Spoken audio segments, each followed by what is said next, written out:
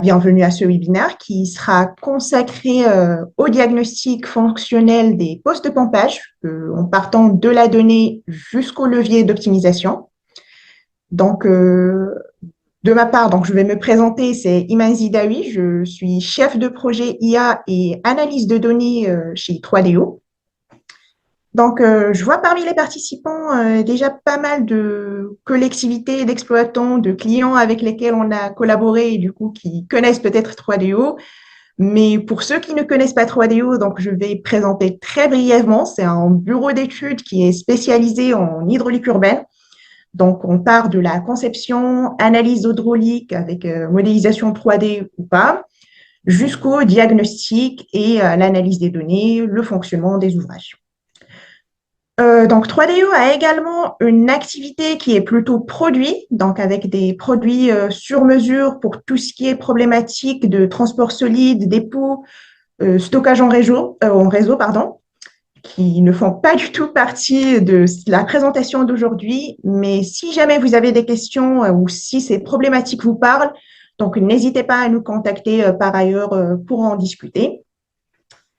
Mais pour revenir du coup au webinaire, donc ce dernier sera structuré en deux parties. Donc une première partie où je vais faire plutôt une présentation d'une trentaine de minutes environ, et puis un temps d'échange pour répondre à des questions. Donc n'hésitez pas à utiliser l'onglet questions-réponses qui est sur Zoom pour poser du coup toutes vos questions tout au long de la présentation, et du coup on y répondra à la fin. Allez, on peut commencer. Donc, pour rappel, du coup, cette présentation abordera deux thématiques principales.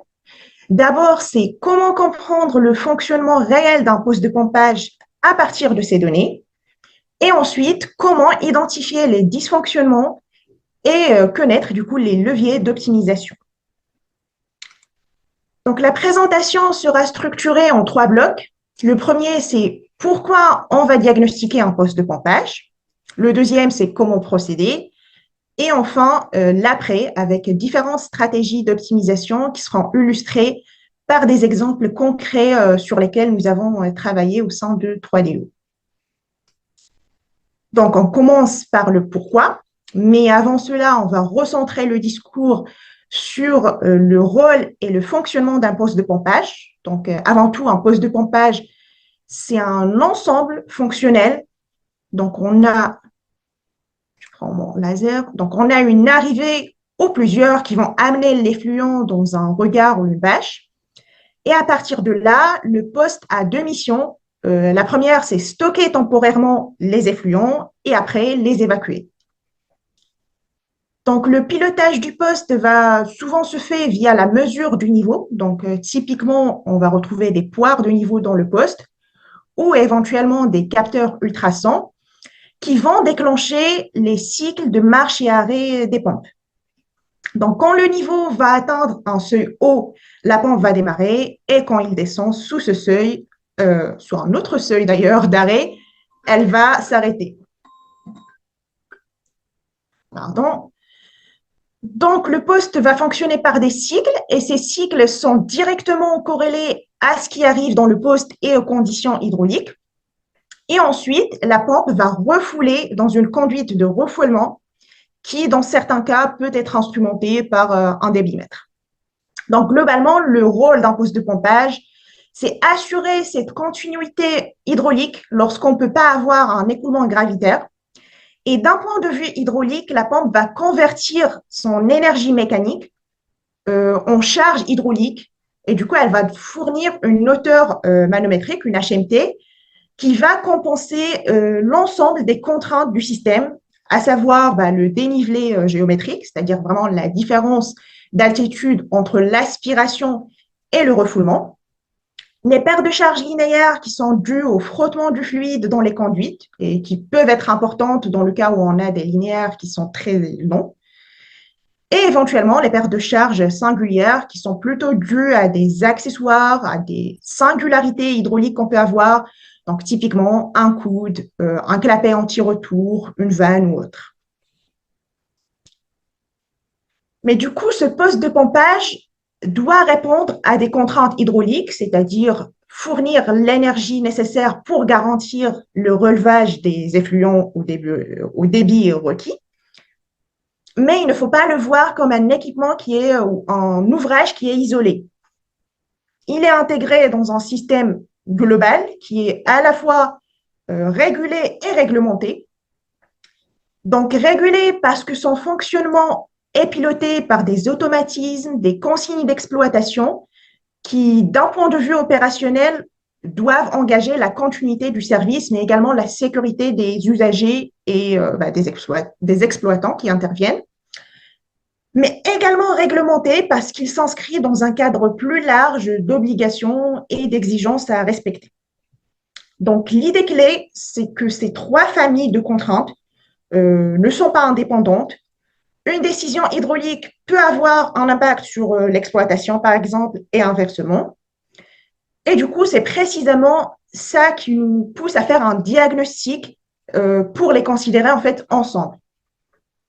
Donc, je vais essayer de détailler un peu chacune de ces contraintes pour les illustrer, en commençant par les contraintes réglementaires. Et du coup, là, je vais vraiment faire un focus plutôt sur l'assainissement, bien que les postes de pompage ne sont pas uniquement en assainissement. On peut en retrouver en eau potable, en industriel, en fluvial, mais bon, là, c'est vraiment des contraintes spécifiques pour l'assainissement. Donc, les postes de refoulement sont soumis du coup au cadre réglementaire de l'arrêté du 21 juillet 2015 et qui peuvent être complétés par d'autres réglementations, les SDAGE ou autres. Et ces exigences vont être différentes en fonction du type de réseau qu'on aborde.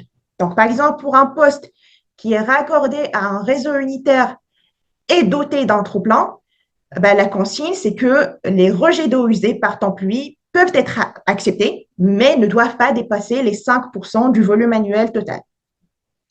En revanche, pour un poste qui est implémenté sur un réseau séparatif eau usée, le principe, c'est que tout rejet dans le milieu naturel est interdit. On rajoute à cela d'autres obligations qui sont liées plutôt au débordement cette fois-ci. Donc, généralement, on s'attend de ces ouvrages qu'ils soient conçus et exploités pour ne pas déborder pour des pluies moyennes, tout en maîtrisant et en limitant fortement les débordements, même pour les pluies fortes. Donc, face à cette situation, deux grandes causes sont généralement à analyser, deux grandes problématiques techniques. Donc, la première hypothèse, c'est tout ce qui est dimensionnement du poste qui peut être inadapté. Donc, soit on peut avoir un volume utile qui est insuffisant, du coup, qui ne permettent pas vraiment d'amortir cet apport d'eau, soit les pompes sont sous-dimensionnées ou mal adaptées au poste, ou on a une capacité de refoulement qui, les pertes de charge sont très importantes et qu'on n'arrive pas à compenser, par exemple. La deuxième hypothèse, c'est que le problème ne vient peut-être pas uniquement du poste, mais du système dans lequel il s'inscrit. Et dans ce cas, on peut aborder tout ce qui est problématique d'eau de CPP, ECP en général, donc eau claire parasite, qu'elle soit permanente ou météorique dans le cas de réseaux unitaires. Et du coup, ces eaux auront tendance à augmenter artificiellement les débits qu'on va relever et mettre en contrainte le poste. Donc, il est important de diagnostiquer si on a ou pas un tel problème. Je passe du coup maintenant aux contraintes hydrauliques. Donc, la première est la plus évidente et c'est celle qu'on a expliquée jusque-là, c'est d'assurer déjà la fonction pour laquelle on a mis le poste. Donc, fournir le débit requis à la HMT nécessaire en cohérence avec le fonctionnement et la sollicitation de l'ouvrage. La deuxième contrainte, c'est plutôt éviter tout ce qui est dysfonctionnement lié aux conditions d'aspiration. Donc, en particulier, une submersion qui est insuffisante ou minimale, mal maîtrisée, qui peut engendrer des problèmes tels que la formation de vortex, l'entraînement d'air, la cavitation et autres. Et derrière toutes ces exigences, on peut avoir des problématiques techniques bien précises. D'abord, le dimensionnement du poste, encore une fois. Est-ce que le point de fonctionnement réel du poste est cohérent avec son besoin? Le deuxième point, c'est plus dans le design et la conception du poste. Donc, est-ce qu'on a une arrivée en chute, du coup, qui favorise l'entraînement d'air? On va analyser la pré-rotation, le risque de formation de vortex, la cavitation, et tous ces phénomènes vont influencer directement la qualité d'aspiration de la pompe. Et enfin, du coup, toutes ces conditions hydrauliques auront un impact direct sur l'usure des pompes, et vu que c'est des facteurs qui vont plutôt aller dans le sens d'accélérer le vieillissement et l'usure. Et du coup, pour finir sur cette partie contraintes et enjeux, on a également les contraintes opérationnelles. Ici, on parle plus uniquement de la performance hydraulique, mais vraiment des conditions d'exploitation dans la durée. Donc, un poste de pompage, il est censé fonctionner de manière fiable et sûre et plutôt en adéquation avec son environnement. Donc, la première exigence, c'est tout ce qui est réduction des nuisances. Donc, pour cela, je parle de tout ce qui est odeur, tout ce qui est émission potentielle des gaz, donc H2S par exemple, mais aussi des risques qui sont liés à la sécurité des agents qui vont intervenir et des riverains autour. Là, on voit par exemple, c'est des postes avec une présence forte de mousse sur la surface. Donc là, on ne voit pas ce qui se passe forcément en dessous.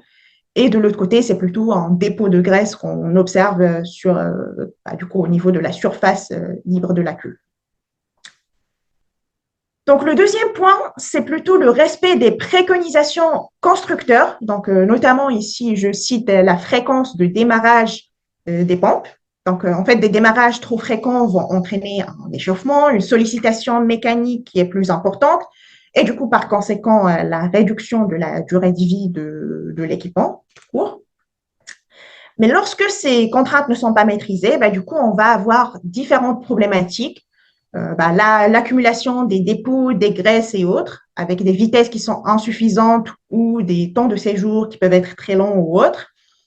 Des dysfonctionnements récurrents avec une usure des pompes, éventuellement une surconsommation énergétique et un pilotage qui est non optimisé où on va observer des déséquilibres entre les différentes pompes et du coup, il y en a qui vont vieillir avant les autres ou des cycles trop courts, on va fortement solliciter la pompe.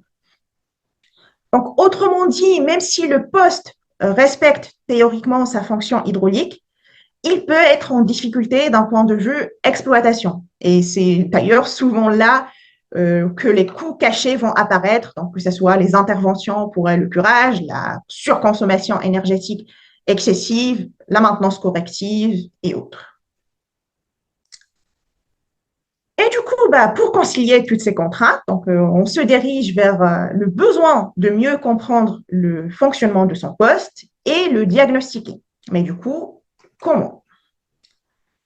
Alors, l'objectif ici, c'est qu'on va présenter plutôt une méthodologie qui est sur 4 phases, 4 étapes consécutives, où on va passer de pourquoi et un constat qu'on a observé à une compréhension plutôt fine de ce qui se passe réellement et du coup des actions correctives ou concrètes qu'on peut proposer par ailleurs.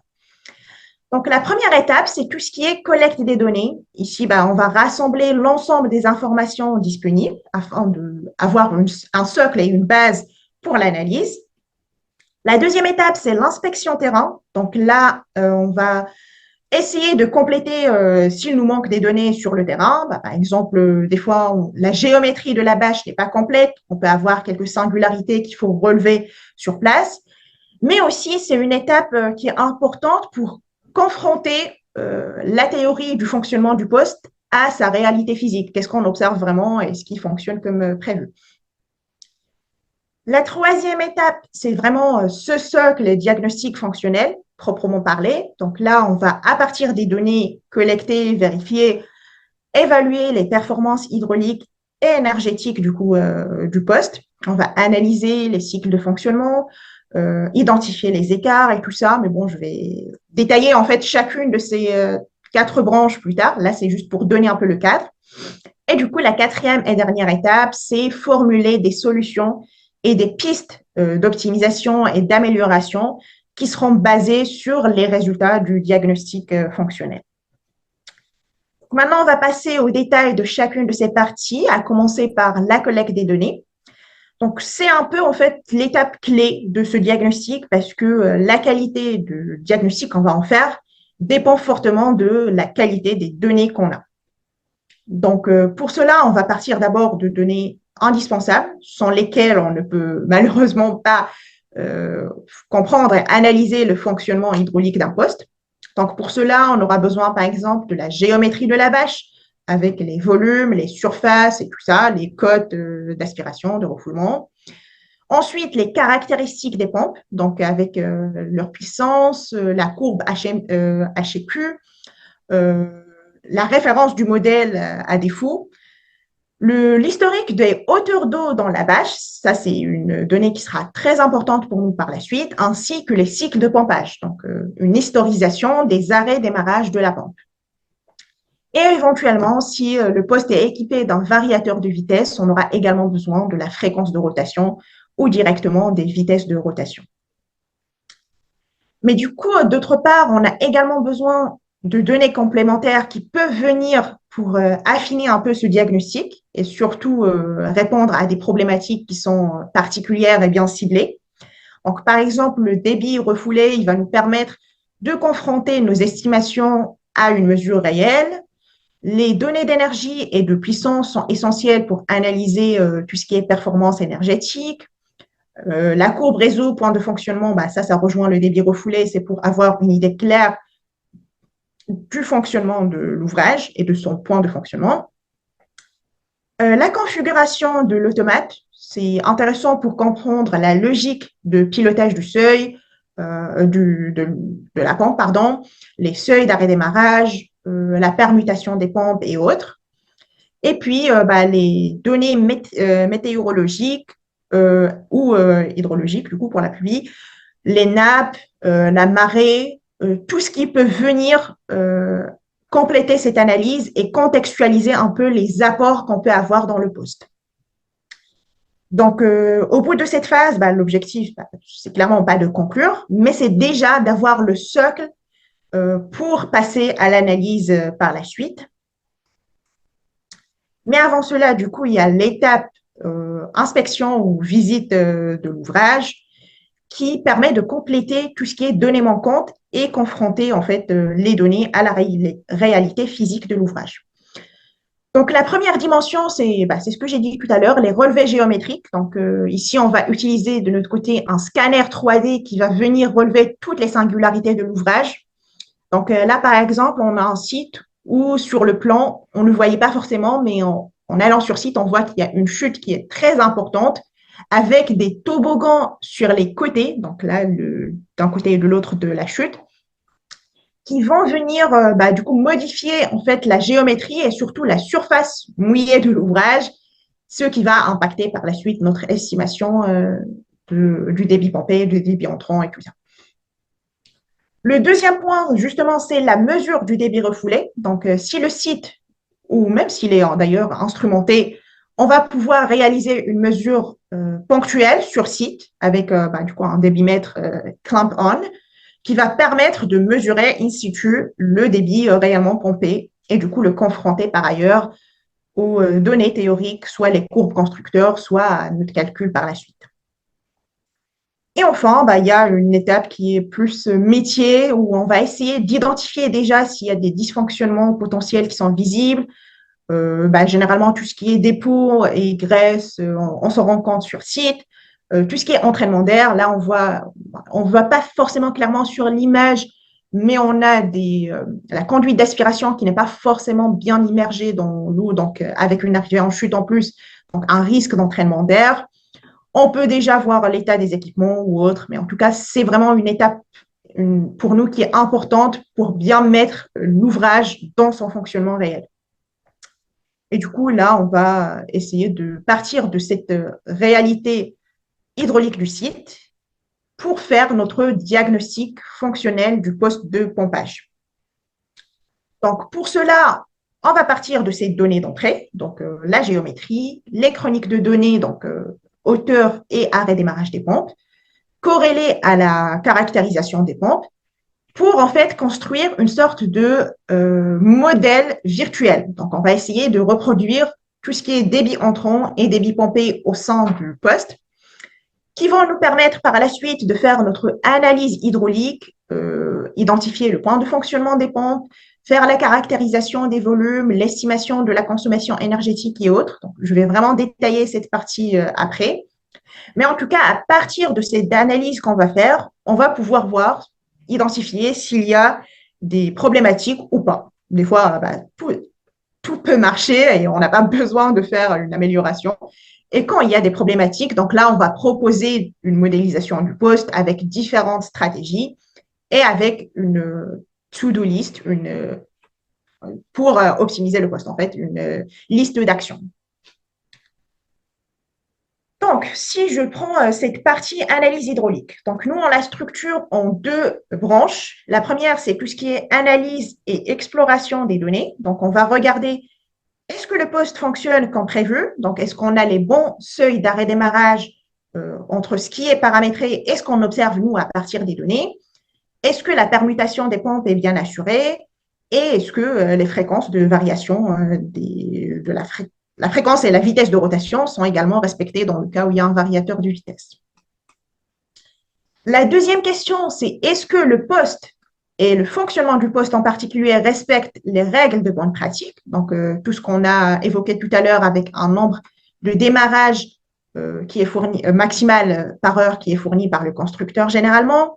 Est-ce que le temps de fonctionnement est bien réparti entre les différentes pompes? Donc là, on va comparer par exemple la pompe 1, la 2 et la 3, essayer de voir qu'ils fonctionnent sur des tranches de temps qui sont plutôt équivalentes.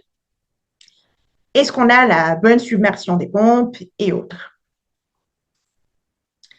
Et la troisième et dernière question de cette partie, c'est est-ce qu'on le poste connaît des dysfonctionnements sur la période d'analyse? Donc, la période d'analyse, généralement, on va partir sur entre 6 et 1 an. Et du coup, on va essayer de voir s'il y a des défauts qu'on observe déjà sur cette chronique. Donc, le but n'est pas de fournir la chronique validée avec pour chaque patent valide, invalide. Donc, c'est pas l'objet de ce diagnostic, mais c'est déjà d'observer si on a des dysfonctionnements et éventuellement de les comparer à si on a un journal de bord, s'ils ont été identifiés par ailleurs ou pas.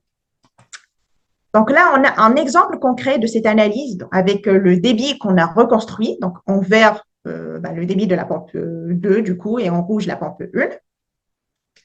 Et là, on voit que le débit, il est plutôt sur un plateau, ça fluctue un peu, mais c'est un peu normal par rapport au poste. Et du coup, on voit qu'à chaque fois, on va démarrer il y a une phase de remplissage qui est en noir et une phase de vidange, donc en fonction de la pompe, soit en rouge, soit en bleu, qui suit. Mais là, on voit que on a un profil, en tout cas, de la pompe 1 qui s'écarte de la pompe 2. Donc là, on suspecte une anomalie. Et quand on va analyser les chroniques de hauteur dans la bâche, et du coup, on voit qu'on a notre chronique. Si je prends là, je prends le laser, OK. Si je prends là, on a une phase de remplissage de la pompe qui est identique à celle qu'on avait avant. On démarre la pompe 1 et du coup, la pompe 2, du coup, en rouge, pardon, et du coup, on vidange le poste. Mais sur la même période, du coup, là, on voit qu'on a un remplissage, mais quand on démarre la pompe 2, donc celle qui est en bleu, la hauteur d'eau continue à augmenter dans le poste. Et en fait, ça, on le voit sur plusieurs séquences. Et en fait, c'était témoin d'un dysfonctionnement de cette pompe qui était incapable à elle seule d'assurer la vidange du poste. Et en fait, on le voit systématiquement. Dès qu'on atteint le seuil de démarrage de la deuxième pompe et qu'on la démarre en suppléant, là, on vidange les postes sans problème. Donc, c'était pas forcément un événement qui était particulier et que la pompe était insuffisante, mais c'était vraiment dû à cette pompe qui était défaillante sur cette période-là. Donc maintenant, on passe vraiment au diagnostic et à l'analyse hydraulique proprement parlée du poste. Donc le premier point qu'on va regarder, c'est le point de fonctionnement des pompes ou des ouvrages en général qu'on va essayer de retrouver. Et pour cela, on va partir des courbes des pompes en individuel et puis en parallèle si on a plusieurs. La courbe de réseau, bien sûr, là on la voit en violet, soit on l'a déjà dans les fiches de poste, soit on va la déduire avec une approche qui est data-driven, donc une approche qui est vraiment basée sur les données qu'on a collectées au début. Et à partir de ça, on va déduire le débit pompé et la HMT dans le poste. Donc là, par exemple, on voit déjà qu'avec, en sollicitant une deuxième pompe, là c'était deux pompes similaires, en fait, on gagne 4% du volume. Sachant que du coup, l'énergie en revente, c'est pas 4%, c'est à chaque fois, on va doubler l'énergie quasiment. Donc là, le but, c'est de voir est-ce que ça justifie cette sollicitation de cette deuxième pompe si finalement on ne va gagner que 4%, mais qu'on va exploser un peu notre consommation énergétique. Et du coup, là, on va vraiment rentrer dans ce sujet de performance énergétique. Donc déjà, on va voir si les pompes fonctionnent dans la zone de fonctionnement optimal par rapport à leur rendement, ou bien elles s'écartent, et du coup, auquel cas, on va essayer de voir les problématiques potentielles qu'on peut avoir, et puis évaluer vraiment la consommation énergétique du poste sur cette période d'analyse, en différenciant les différentes pompes, les combinaisons de pompes et autres, pour voir vraiment s'il y a des configurations qui sont plus pénalisantes d'un point de vue énergétique que d'autres.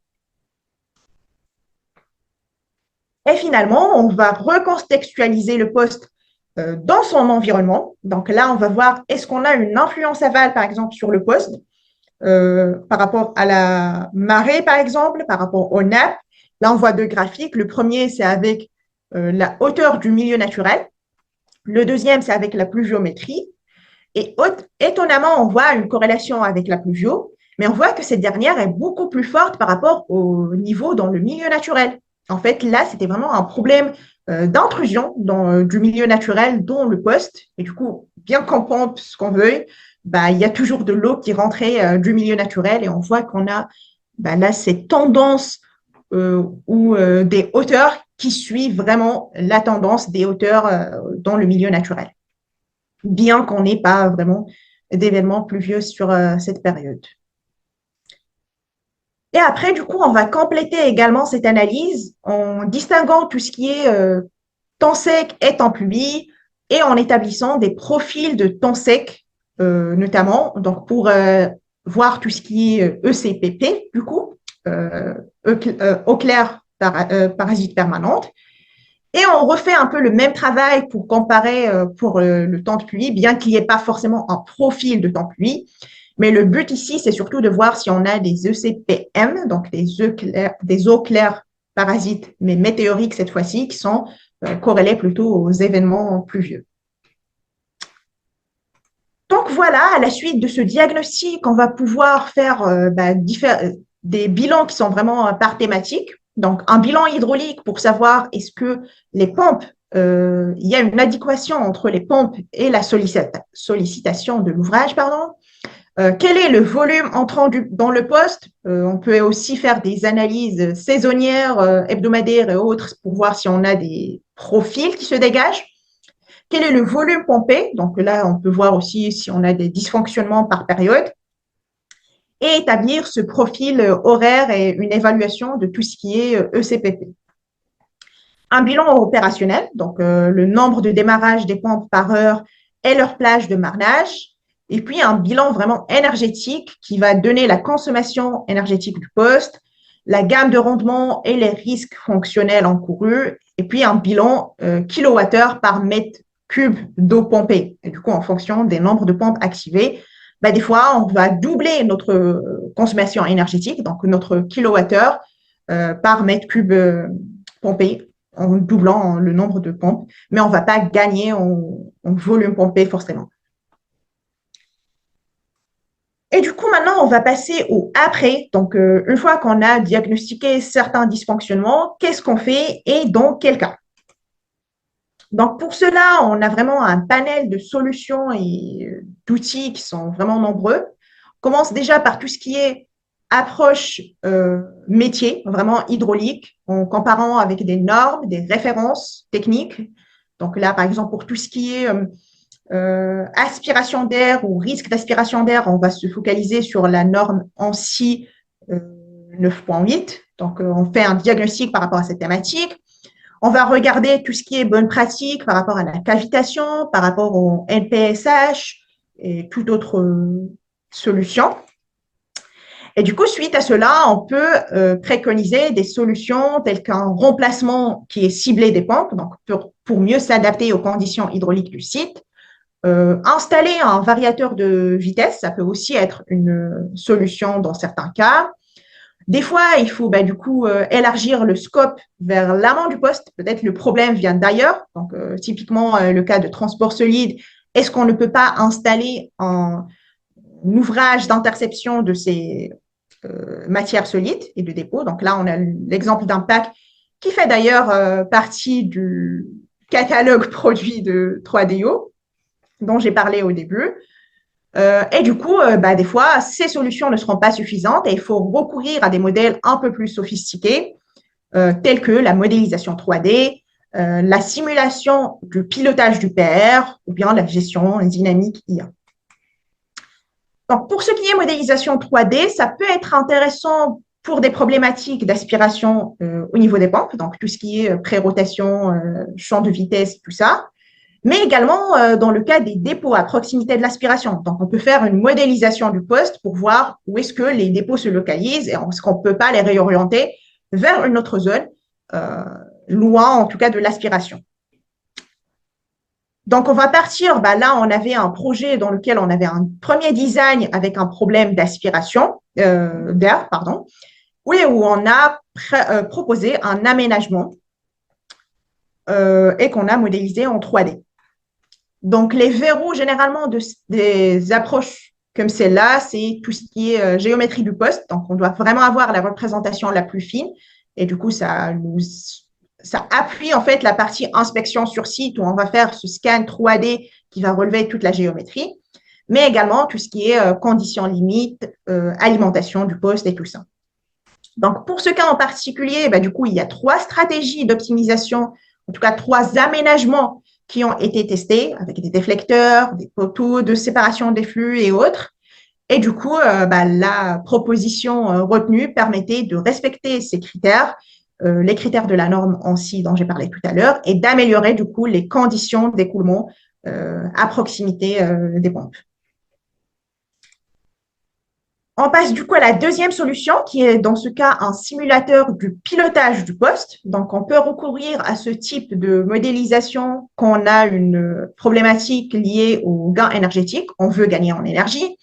Une problématique pour gagner ou réduire en tout cas le nombre d'arrêts démarrage des pompes si on flirte un peu avec ce seuil constructeur, ou une problématique qui est le déclenchement des seuils d'alerte qui est très fréquent. Donc là, on a un exemple sur un projet où on a justement analysé ces différentes stratégies. Donc le cas 1 qui est le gain énergétique à tout prix. Le cas 2, c'est on veut absolument pas déclencher les seuils d'alerte. Le cas 3 qui est on veut réduire le nombre d'arrêts démarrage des pompes au maximum. Et le cas 4 qui est vraiment le scénario qu'on recommande, qui est une sorte de solution intermédiaire qui combine un peu ces 3 objectifs. Pardon. Donc là, on le voit, quand on veut gagner en énergie, souvent, on va le laisser au maximum, le poste se remplir. Quand on veut gagner en seuil d'alerte, on va essayer de garder le poste le plus bas possible. Et quand on veut réduire le nombre d'arrêts démarrage, c'est souvent, on va agrandir cette plage de marnage du poste, donc le delta entre le seuil d'arrêt et de démarrage. Donc, pour ce type de modèle, on a souvent des verrous techniques qui sont liés au dimensionnement du poste. Donc, il faut déjà que le poste soit un minimum adapté. Et sinon, on va repartir des solutions que j'ai présentées au début. On va déjà demander un changement dans les pompes qu'on a et tout ça. Le point de fonctionnement du poste, on doit le reconnaître avec précision. Et puis, la qualité des données. Et du coup, au final, on va comparer cette simulation du poste avec les différentes stratégies. Et là, dans le cas particulier de ce projet, on avait un gain qui pouvait aller jusqu'à 10% du gain énergétique. Et je précise vraiment là, tout ce qu'on fait, c'est de changer les seuils d'arrêt-démarrage des pompes. Là, il n'y a pas de gestion dynamique, il y a pas, on ne change pas en fait le mode de fonctionnement du poste, ni les habitudes de l'exploitant, ni autres. Mais du coup, on a également permis d'optimiser le nombre d'arrêts-démarrage et du coup avoir un équilibre sans pour autant dégrader tout ce qui est déclenchement des seuils d'alerte du poste. Et du coup, je vais finir par une solution qui est un peu plus sophistiquée que les autres, donc tout ce qui est gestion dynamique et qui nécessite surtout un changement en fait dans la stratégie qu'on va adopter. Donc là, on peut recourir à ce type de modèle en particulier pour le gain énergétique, pour aller chercher, aller encore plus loin que juste le changement des seuils ou la réduction des déversements, donc être dans une approche prédictive. Et du coup, là, on va partir un peu du même socle, donc la base de données, qu'on va compléter avec un modèle déjà de prédiction. Et comme ça, en fait, on est dans une approche qui est prédictive et un modèle qui est de pompage ou un simulateur de pompage, qui est plus ou moins le même que celui qu'on a présenté avant, mais c'est juste que là, on va aller un peu un stade au-dessus. Donc, les verrous un peu de cette approche, c'est bien sûr la qualité des données et là encore plus que la solution d'avant, parce que c'est sur ça qu'on va modéliser, qu'on va caler en fait notre modèle d'IA et aussi la représentativité de ce simulateur de pompage qu'on a présenté juste avant. Donc là, on a un exemple avec un projet concret. Donc, on voit, il y avait une prédiction de précipitation qui était là. Et du coup, quand le modèle a anticipé cette arrivée, cet apport d'eau, du coup, il a essayé de vider le poste au maximum qu'il pouvait pour ne pas déborder et pour ne pas dégrader le fonctionnement. Et du coup, généralement, pour ce cas en particulier, le gain par temps sec, c'est pas énorme si on a respecté toutes les étapes d'avant où on est allé jusqu'à l'optimisation de nos seuils de marnage et tout va bien. Mais on va aller chercher ces derniers pourcents qui sont plutôt liés à la prédiction des événements pluvieux. Voilà, donc sur ce, je pense que j'ai fait le tour des solutions et du coup, on va pouvoir un peu synthétiser tout ça sous forme d'un petit puzzle en fait de diagnostic du PR. Donc, on va partir de ces données d'entrée, donc des données d'exploitation qu'on a généralement, des observations terrain, qu'on va allier à tout ce qui est règles de l'art et conformité et vérifier qu'on respecte vraiment les contraintes réglementaires et opérationnelles de l'ouvrage.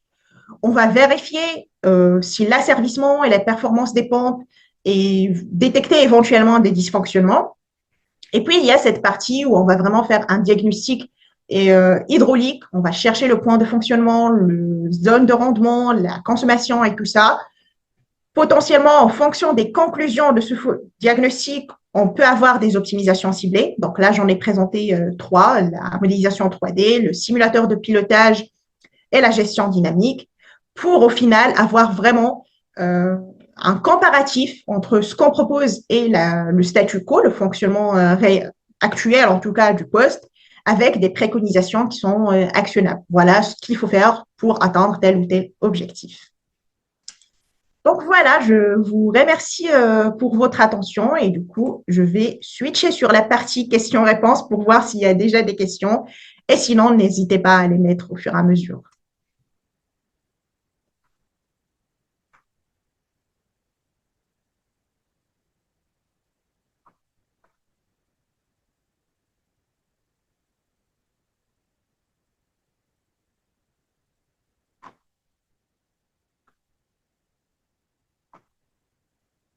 Alors, j'ai déjà une question de Monsieur Méraud.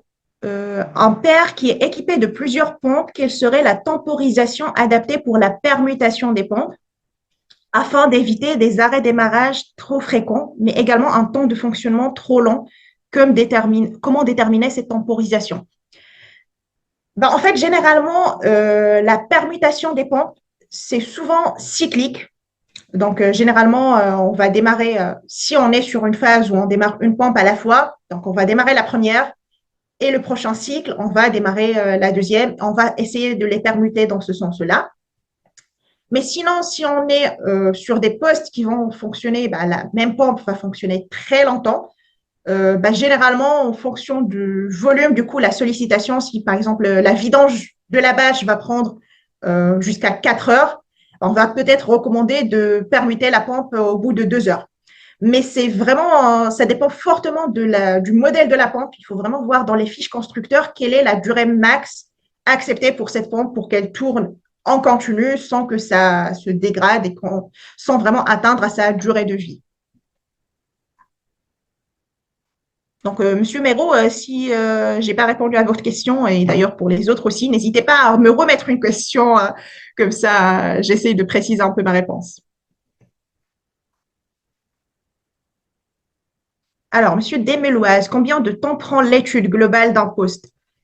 Est-ce que vous parlez d'un point de vue à l'aide de la collecte des données jusqu'à les solutions?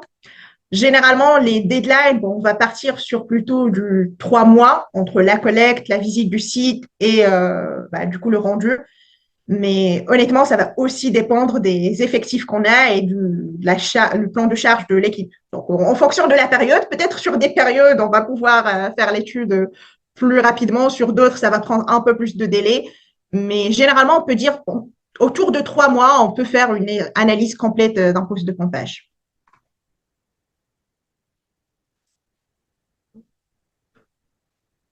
Il n'y a-t-il pas des... Alors, c'est Monsieur Hopkins, je pense. N'y a-t-il pas des risques de décantation et fermentation si on optimise trop les marnages? Si, effectivement, si on est sur des gammes de marnage qui sont très importantes, ça va favoriser tout ce qui est la décantation. Mais généralement, en plus de cette optimisation des marnages, si le problème est vraiment le nombre d'arrêts démarrage pour la pompe, hein, parce que généralement, on peut vraiment aller jusqu'à 30 fois par heure, c'est énorme. Donc, ça sert à rien si la pompe peut fonctionner correctement. Mais si on a ce besoin, on va aussi recommander des cycles de vidange, par exemple, en fonction des postes, tous les 3 jours ou toutes les semaines ou tous les mois, où on va vraiment vidanger tout le poste pour un peu faire une sorte de flash, de rincer tout le fond et relancer des cycles. Et comme ça, on évite tout ce problème où il y a une énorme couche de dépôt sur le fond qui fermente au fur et à mesure.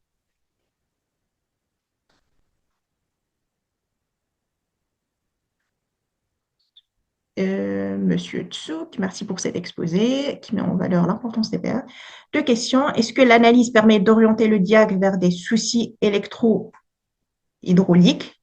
Quelles sont les durées et le budget selon la taille et la complexité du poste? Enfin, troisième, combien de postes avaient déjà passé en revue? Je commence par la fin. Du coup, combien de postes on a déjà passé en revue?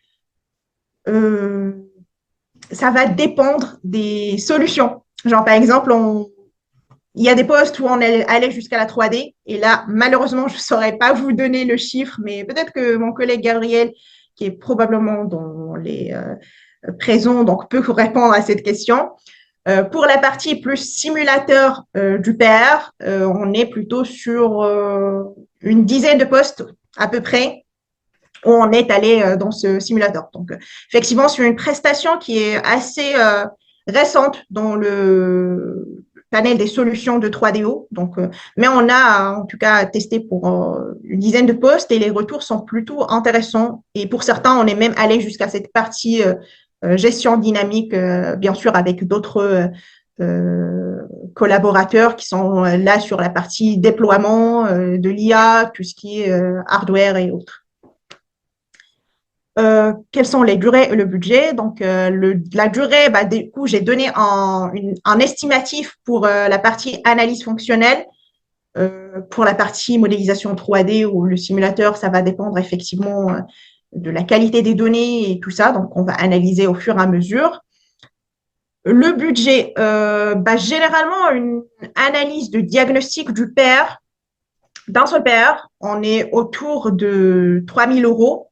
Mais sachant qu'il y a, en fait, c'est un peu dégressif en fonction du nombre des postes parce qu'il y a certains coûts qui ne sont pas cumulables. Donc, en fonction du nombre de postes, ça peut caler vers le bas. Mais en tout cas, la fourchette, c'est autour de 3 000.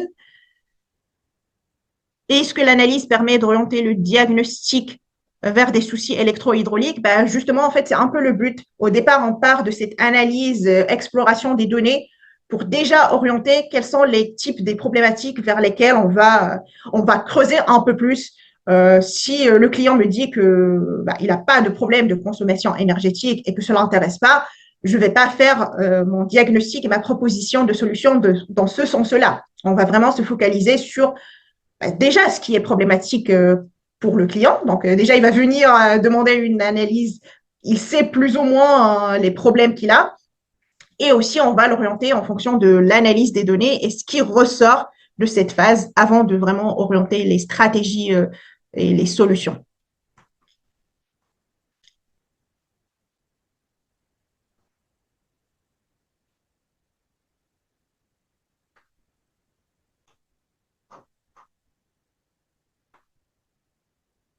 Oui, merci Pauline, je vois ton commentaire pour privilégier l'onglet questions-réponses parce que là, je me perds un peu entre les deux.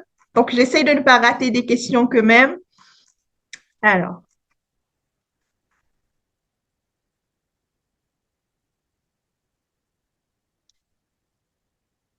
j'ai une question de Monsieur Saubillon. Quel est l'outil le plus efficace pour suivre la consommation énergétique des postes?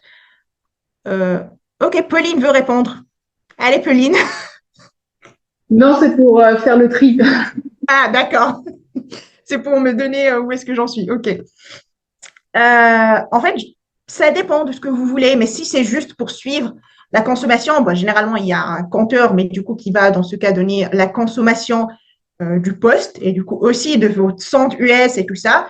Et sinon, il faut peut-être mettre, si on veut pas forcément faire un compteur qui est spécifique, faire plutôt des clones sur les phases en fait de la pompe. Et comme ça, on a l'intensité de la pompe qu'il faut après convertir en énergie. Mais en fait, je sais pas c'est quoi le besoin exactement. Mais on peut faire des ampèremètres pour avoir l'intensité de la pompe et du coup, par conséquent, la convertir en énergie.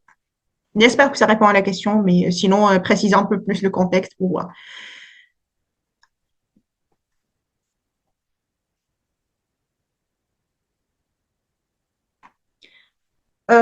Question de Monsieur Deliaz.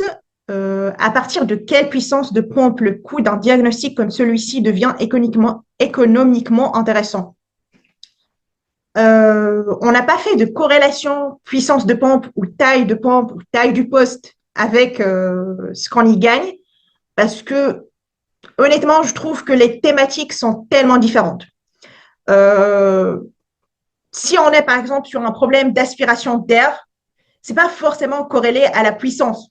Après, c'est peut-être corrélé au coût de la pompe. Est-ce que j'ai envie de faire une modélisation 3D pour ma pompe pour gagner en durée de vie un an si au final elle coûte pas cher et que je peux la changer prématurément?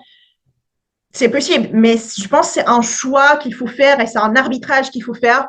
Mais il n'y a pas forcément de corrélation entre qu'est-ce qu'on y gagne en fonction de la puissance. On peut être sur des postes qui sont très bien dimensionnés. Et d'ailleurs, on va faire l'analyse et la conclusion, ça sera c'est bien dimensionné.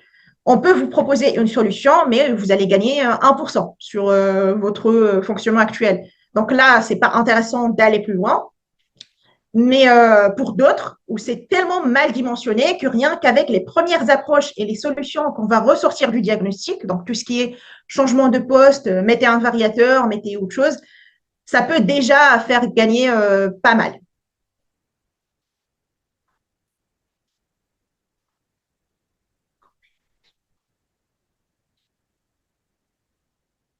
Oui, tout à fait, monsieur Athanas. La question, c'est par rapport à la gestion dynamique nécessite de modifier automatiquement les paramètres du fonctionnement de l'automate du père en fonction des prédictions IA. Donc, oui, là, pour ce projet en particulier, on était sur une IA qui était hybride. Donc, à moitié, elle tourne sur un serveur, à moitié embarquée. Et du coup, justement, il faut que du coup, l'automate soit connecté à cette IA qui va tourner sur un serveur.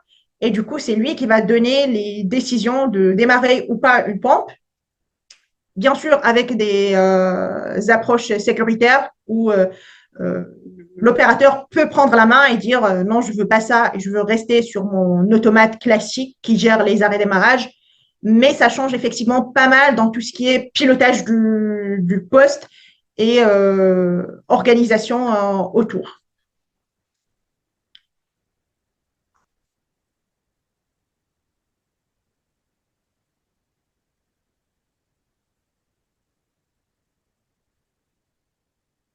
Monsieur Hopkins, auriez-vous des connaissances, retours d'expérience sur des moteurs de type IE5 ou équivalent? Personnellement, non, mais j'invite peut-être si des collègues ont la réponse, qui travaillent un peu plus sur ça. Mais personnellement, non, pas en particulier en tout cas.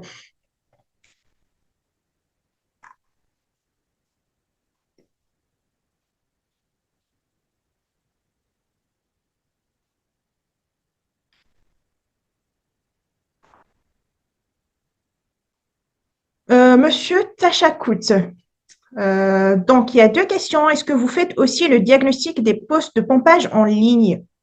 Est-ce que vous pouvez préciser un peu la question? Et quel est votre avis sur des chutes accompagnées dans les PR? Ça va dépendre de la géométrie du PR. Donc, il faut vraiment analyser dans ce cas tout ce qui est ligne de courant au sein du PR et voir à quel point ça peut impacter ou pas l'aspiration. Mais je dirais en tout cas, c'est généralement mieux qu'une chute brute qui vient juste au-dessus de la pompe.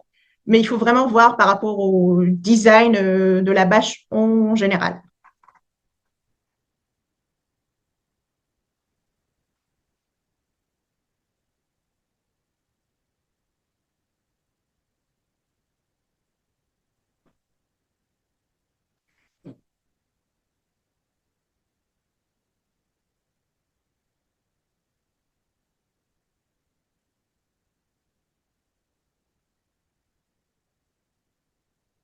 Il y a une question de Monsieur Huron.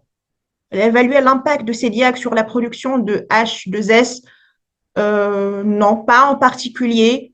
Euh, Après, peut-être, on était en fait sur des postes qui étaient plutôt bien gérés par l'exploitant et qui n'avaient déjà pas ces problématiques. On avait des cycles de vidange qui étaient programmés de manière régulière, donc on ne voyait pas forcément ce problème. Mais après, ce problème n'empêche, il peut être vraiment analysé plus finement en analysant tout ce qui est temps de séjour dans la bâche et tout ça, et on peut donner des indications. Mais ce n'était pas une problématique, en tout cas, dans le cadre des sites pilotes qu'on a analysés.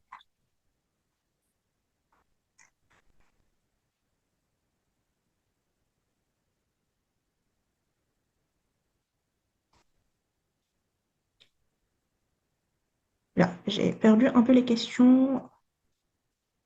J'essaie de les retrouver.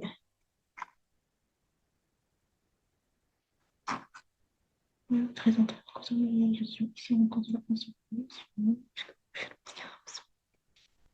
Oui, oui, oui. Donc j'ai une question de Monsieur Dormoy sur justement l'IA et la gestion dynamique, mais en ayant une analyse qui est plus fine, plus macro, pardon, que le seul PR.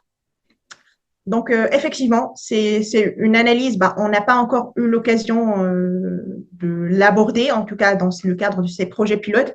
Mais c'est un risque qu'on connaît, c'est un risque qu'on essaye à chaque fois de regarder, même brièvement. Et d'ailleurs, ce n'est même pas limité à tout ce qui est gestion dynamique et IA. On peut aussi, avec le pilotage des pompes, si on va changer le marnage, bah, du coup, quel est l'impact sur les postes qui sont à l'amont ou à l'aval?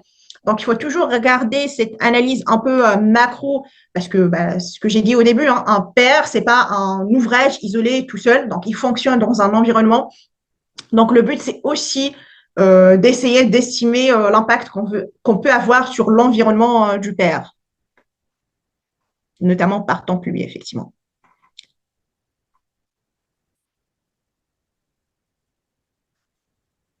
Monsieur Bush, est-ce que la variation de fréquence permet d'optimiser la consommation énergétique et est-ce que c'est une donnée que vous intégrez dans votre diagnostic?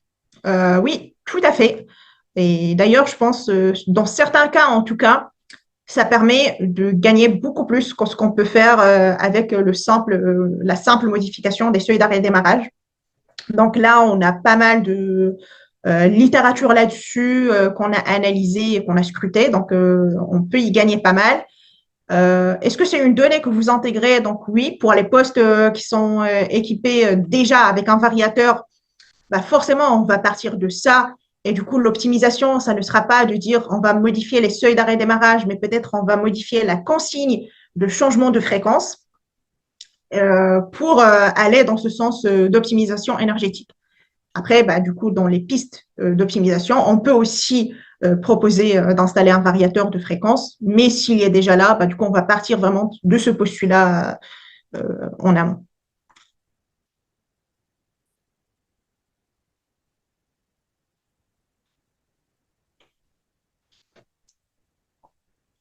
Monsieur ou Madame Denissa, je ne sais pas, mais du coup, à 3 000 € le diagnostic, ce diagnostic n'est-il pas plutôt intéressant pour les gros postes, ceux qui consomment le plus, quid pour les PR réseaux de petites collectivités?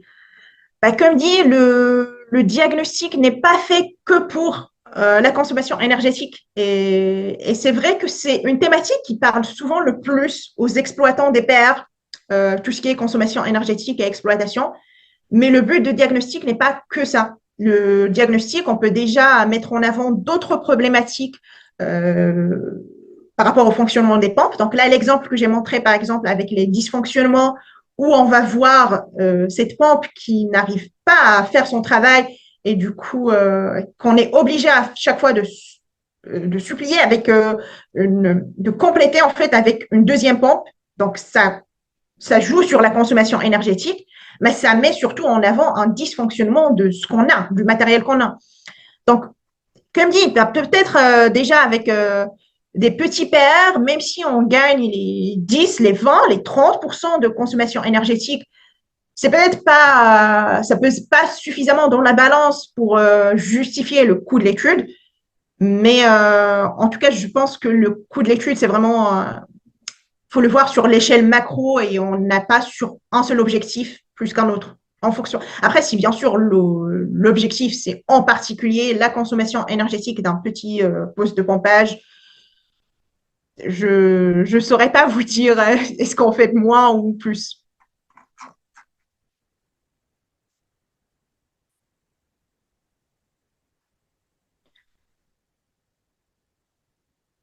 Euh, j'ai une question anonyme. Votre méthodologie fonctionne-t-il sur des postes de type PID? Oui, ça fonctionne également. Bah, du coup, parmi les postes testés, il y en avait aussi.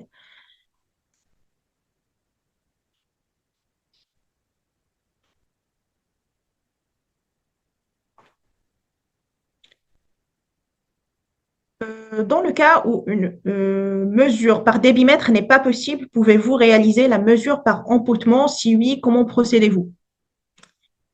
Alors, si la mesure par débitmètre pour nous sur site n'est pas possible, bah, on va pas faire la mesure. On va pas forcément la faire par amputement, mais en revanche, on peut peut-être recommander au maître d'ouvrage du coup de le faire. Et comme ça, il a une idée sur le débit qu'il pompe réellement. Mais généralement, vu qu'on est sur des visites où il y a déjà pas mal de choses à faire, euh, et on n'a pas eu le besoin, en tout cas sur les sites qu'on a visités, donc on l'a pas fait, et voilà.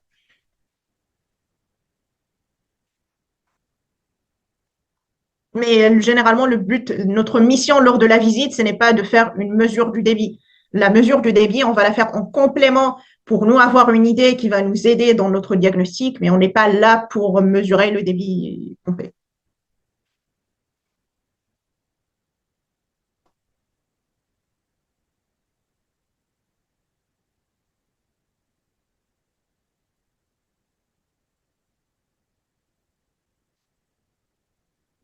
Comment se fait concrètement intégration de l'IA dans l'automatisme du PR? Une fonctionnalité existante dans la supervision, un logiciel à acheter, un abonnement sur serveur, chez qui?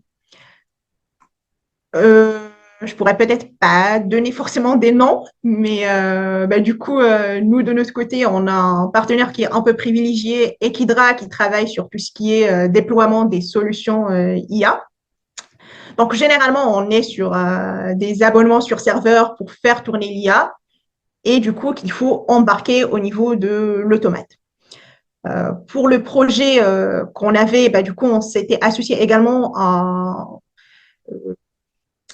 des personnes qui font du hardware, donc pour embarquer aussi une partie dans leur automate. Mais voilà. Mais en tout cas, de notre côté, pour la partie IA, bah, du coup, on travaille généralement avec des partenaires pour tout ce qui est déploiement.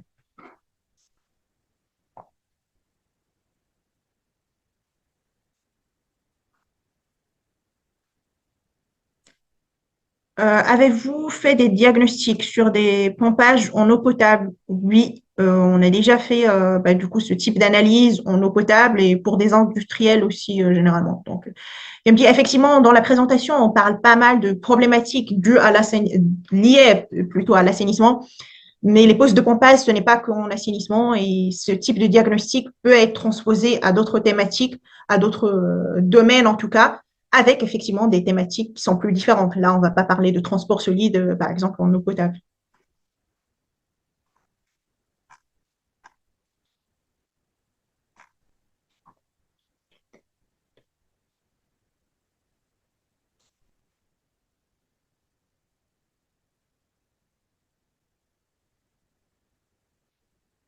J'ai une question de Monsieur Faure. Lors de l'inspection sur site, quelles différentes méthodes de mesure idéalement rapides à mettre en œuvre fonctionnaient sur des matériaux plastiques de la canne de refoulement et avec des incertitudes faibles du débit refoulé, utilisez-vous?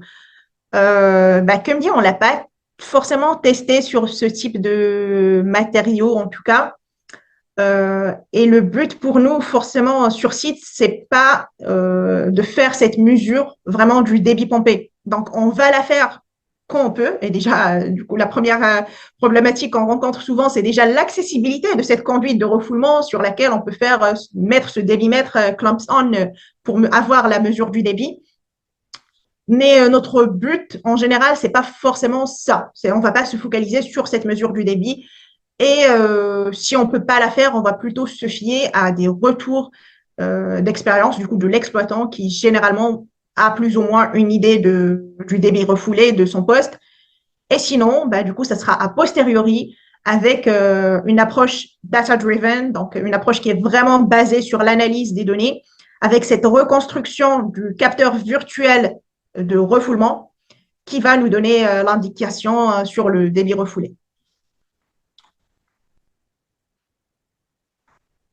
Et du coup, je pense que j'ai une dernière question de Monsieur Lénon, qui est quelle est la taille des paires que vous étudiez en général?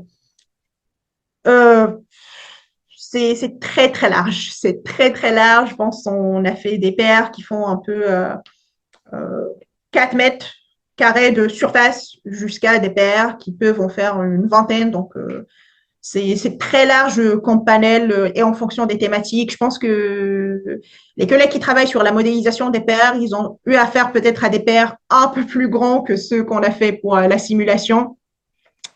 Mais on n'a pas forcément, en tout cas, on n'a pas observé de limite due à la taille des paires pour faire l'analyse. Et du coup, j'ai plus de questions dans la rubrique questions-réponses. Est-ce qu'il y en a qui traînent dans les chats peut-être? Ou c'est bon, ils ont tous été remis sur les questions-réponses?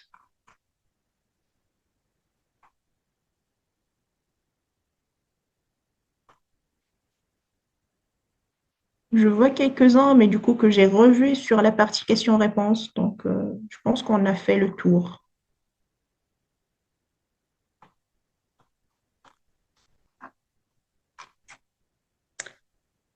Et ben voilà, du coup, je pense si on n'a plus de questions.